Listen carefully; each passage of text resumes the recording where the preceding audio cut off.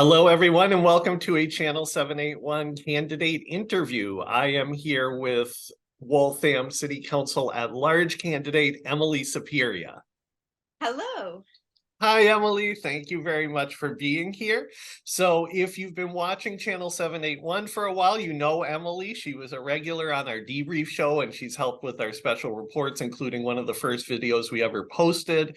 And before that, actually, she helped me with Pose for Grouches of Waltham because she is one of the few people in town who follows the city council really closely and has been for several years. So she always has really good up-to-date information on the issues. And now she is moving on to the next phase of her journey, which is running to be a member of the city council. So I'm very excited about that. So we are friends, but I don't want to appear to play favorites. So I'm going to ask you approximately the same questions I'm asking everyone else, starting with you're a first-time candidate. There's 13 candidates for 6 seats. 6 of them are incumbents. Do you really think you can win? And if so, why? I do think I can win. And the reason why is because every time I speak to someone at their door, when I meet them, we have great conversations. And in general, most of us here in Waltham agree that we have real, what I call life and limb issues that we need to address, where it comes to just keeping food on the table, keeping roofs over our heads. And whether it's the person that I talk to directly, the neighbor that I speak to, or someone in their family, someone they know, everyone is concerned about these issues. And that's what I've been focused on. So the most difficult part that I found about campaigning is just reaching enough people. So as long as we can keep knocking enough doors, then I do strongly believe that we can earn one of those 6 seats. That's great. Thank you. So you mentioned, you said life and limb issues. So for people who are just getting introduced to you and trying to decide how to vote, can you give us your top 3 priorities or your top 3 issues that are motivating you to run? Yeah, so when I talk about life and limb issues, I'm really talking about things that fall under housing, health, and infrastructure. So just talking about these real basics, keeping a roof over our heads, whether you're a renter like I am or whether you own a home, even if you're unhoused, we have a lot of unhoused people in Waltham, and they're part of this community. But we are obligated to care for all of our neighbors. When it comes to health, it's gotten harder and harder over the past few years to access health care. I myself rely on Mass Health for health care. I'm a patient at Charles River Community Health, and it is a really important system for people who, for any number of reasons, need to access that health care. But again, the services have gotten harder to access. And my friends who are on private insurance, it's also gotten harder to access services. So I'm really concerned that we need to step up the support we provide as a city so that people can live their healthiest lives. When it comes to infrastructure, everybody's talking about roads. Almost everybody I talk to looks out their door and says, these roads need to be fixed, whether it's a private way, a public way. And they're saying, we don't get communications from the city. So communication and planning go hand in hand with all of these issues. And I'm very concerned that we haven't had a planning department, and that though there is a job posting for a city planner right now, there's not a robust plan for planning, which is a first place we need to start. To go back, just to follow up on health, access to healthcare is an issue we're used to hearing discussed at the state level or maybe the federal level. What does that mean specifically for the city? What could the city be doing to help in that area? Well, in general, and this goes back to planning, there's a lot of opportunities that the city has, for starters, to access grants, and that could reach into the arena of healthcare. But we can also work better and stronger with our community partners. And that could be Healthy Waltham, which is our wonderful health, wellness, and food security organization that's through the pandemic fed so many families and provided information and really was a lifeline to so many families. And currently they've just received a new home, but we can do a better job supporting organizations like them when it comes to organizations like Waltham Fields Community Farm, where I volunteer as a work share. We've made it more difficult, not easier, for them to provide nutritious, healthy food to our community and beyond. When it comes to Charles River Community Health, again, we can create stronger partnerships with organizations like them. We don't have to do the lift of this work on our own as a city.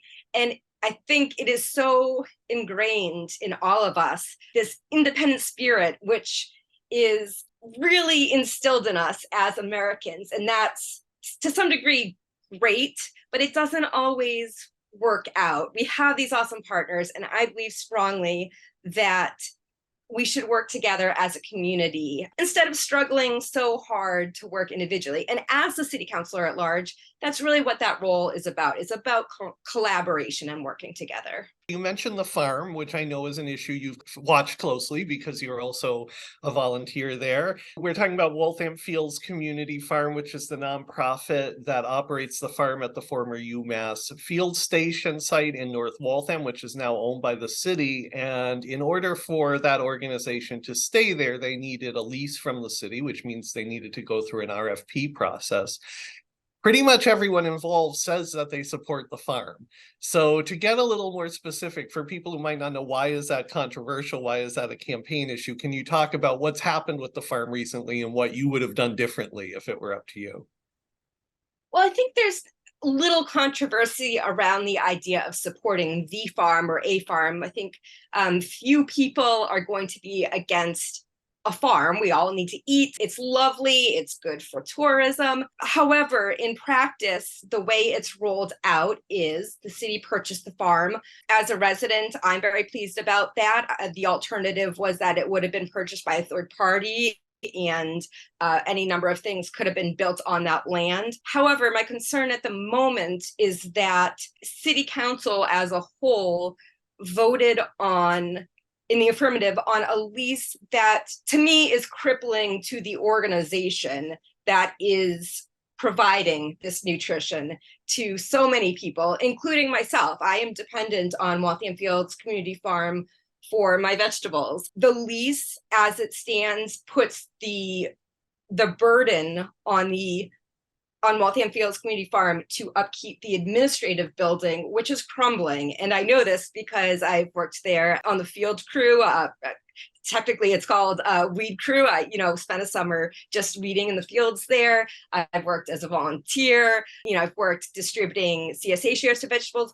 And every time I go into that barn to use the restroom, wash my hands, anything else, I see the ceiling is coming down. The paint in the bathrooms is coming down. I've seen technicians come in hazmat suits to remedy asbestos, and I'm so glad that they remedied it.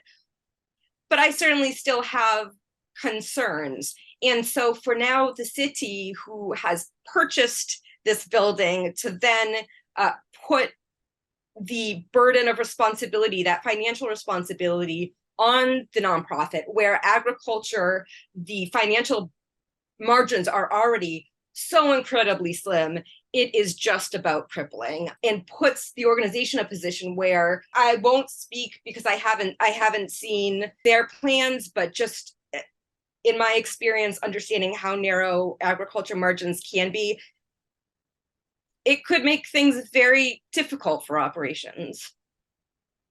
Thank you. So we talked about the farm. I talked about Channel 781, and I know you were helped organizing with Pride this year.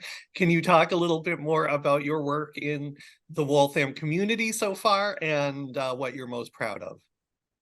Yeah, so I started off just by, attending early on Progressive Waltham meetings, and then I enjoyed starting to learn more about city council and attend meetings that concerned those niche issues that I was interested in, like the farm, before the city had purchased it. And that sort of led to attending as many meetings as I could in person or remotely as the pandemic set in. Then, as we all became sort of fascinated with what was going on nationally. I started to organize rallies to improve transparency, for example. When we were out asking for the Mueller report to come out, I organized a rally which was, we had multiple rallies nationally, and organized people to come and, just have our local ask for national transparency. And that transparency is important on the local level as well. And of course, as you know, I've had the opportunity to be involved in covering local issues here in Grouches of Waltham and with Waltham Data, Channel 781 News lately. And that has been an amazing opportunity to dig a little bit deeper. So it's just been an amazing evolution of getting more deeply involved. And I just sort of felt that at some point, I could only be so effective sitting in the audience. So I'm hoping that voters can at least get a chance to see if they think my perspective and my experience would help the city out, would help their family out, and maybe give me a chance, give my fresh perspective a chance. That's great. Thank you. So you've talked about what's important to you. What are the barriers? If you get the job, what are going to be the biggest barriers that you foresee in terms of making the kinds of changes you want to make? I think some of the biggest challenges are going to be certainly what I've seen in city council. One of the biggest ones is going to be working with a group is always hard, especially when we have such a diverse bounty of thought here in Waltham. It's also one of our strengths. I'm hoping that being a bit of what I would call a mashup myself will facilitate that process. I sort of come from a mixed up background myself where I got to know a lot of different people. The other one is that I do have my own health challenges. I manage a chronic illness called endometriosis, and on a cyclical basis, it knocks me down. I do have a great deal of pain cyclically, but like the Chumbawamba song, I always get back up again. I'm a millennial. Not everyone will get that reference, but it's also given me such great perspective into what it's like to live with a debilitating condition. I feel fortunate that my condition allows me enough time that I can be a participant, a contributor, be productive enough of the time, while also having a deeper understanding of navigating the healthcare system and working as a participant in the community, but with some challenges. Thank you. I really appreciate that you talk about your chronic illness publicly, and you brought it up in city council, I believe, at one point, I remember. And I appreciate that because I found that when you try to talk about issues affecting people with disabilities or chronic illnesses in Waltham, oftentimes people react like it's a hypothetical issue. Like they don't know whether there's actually any people who want to be involved who are affected by this. And in fact, there are a lot of people right now with chronic illnesses or disabilities, and a lot of them aren't talking about it. So it makes it appear they're not comfortable talking about it for lots of different reasons, but it makes it appear like it's a hypothetical issue when it's not. So since you are open about this, what do you think specifically the city could be doing to make it more feasible for people with disabilities or chronic illnesses to participate in the government?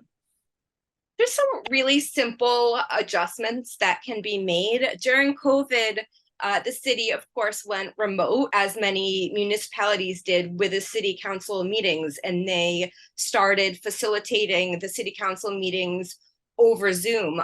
Now, some of our neighboring municipalities are still allowing that as an option. I believe strongly that that should still be an accommodation that is available to anyone who wants or needs it.